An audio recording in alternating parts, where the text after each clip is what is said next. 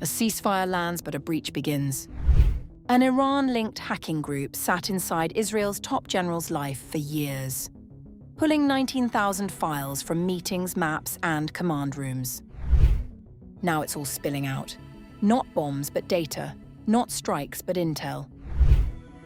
So is this a leak, or Iran's next phase of war opening up?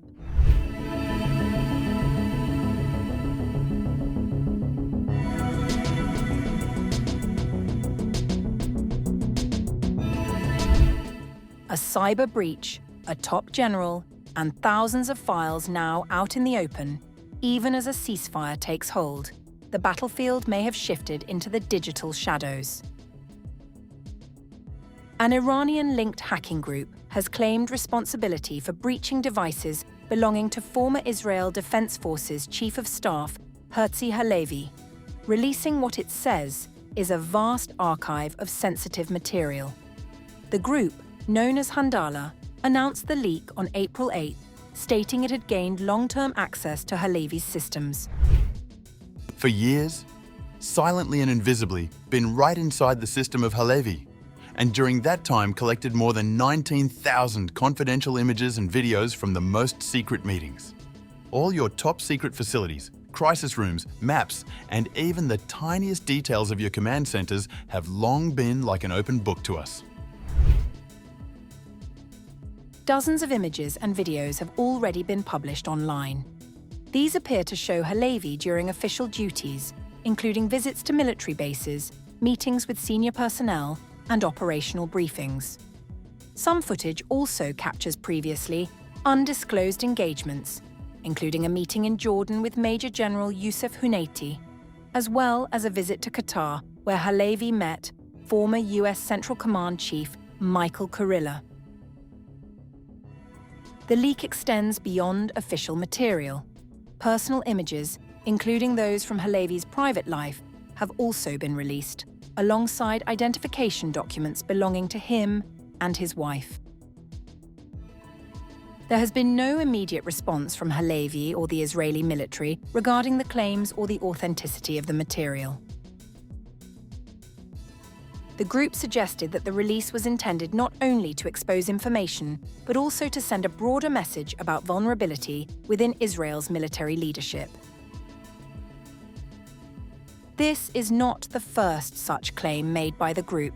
Handala has previously said it accessed the devices of several senior Israeli figures, including former Prime Minister Naftali Bennett, former Justice Minister Ayelet Sheikht, and senior aides to current leadership. The scale of the current breach, however, appears significantly larger. Analysts suggest that a dataset of this size could provide a detailed intelligence picture, far beyond isolated leaks or personal exposure. Experts indicate that such cyber intrusions often rely not on direct penetration of secure military networks, but on targeting personal devices and accounts. Techniques such as spear phishing and social engineering, sometimes enhanced by artificial intelligence, can allow attackers to gain access to cloud storage, email accounts, or messaging platforms. Once compromised, these systems can provide a gateway to a wide range of sensitive information. Gil Messing, Chief of Staff at Checkpoint, told Ynet. As in the past, the fact that there is a ceasefire in the kinetic war does not mean the cyber war stops. So this morning, their target is the former Chief of Staff, in what appears to be access to a repository of personal photos and videos, which could, for example, be sitting in some email account or a personal account belonging to someone in his circle, and of course his own. There is no reason to assume this attack was carried out recently. It is entirely possible they simply sat on the material and waited for what they saw as the right moment to release it. Cybersecurity analysts note that such incidents are increasingly being viewed as part of broader psychological and information warfare campaigns.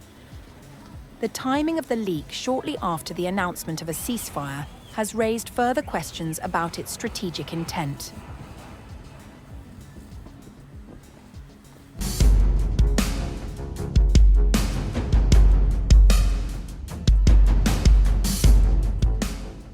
Washington's cyber campaign against Tehran is no longer confined to disrupting servers or disabling missile systems. According to a former senior American military official, it is now being used as a tool to fracture Iran's ruling establishment from within. In an interview with the Jerusalem Post on March 1st, Lieutenant General Charles L. Moore Jr., a former top commander of U.S. Cyber Command, described what he characterized as a coordinated information warfare effort aimed at accelerating regime change inside Iran. The strategy, he said, goes beyond targeting nuclear and missile capabilities. It seeks to directly pressure senior figures within the regime, including members of the Islamic Revolutionary Guard Corps and security services, to defect. We're going to message directly to the types of individuals in the IRGC, regime, and security forces. Listen, if you want to have a life and for you and your family, tell us what's going on here. Here are the things that you need to do. Likewise, if you don't take those actions, your life is probably on a shot clock. And that's being backed up by what they're seeing all around them. Moore suggested that these cyber messages are reinforced by visible military operations on the ground, designed to underline the consequences of non-compliance. The objective, he argued, is to persuade influential insiders to publicly side with the Iranian people.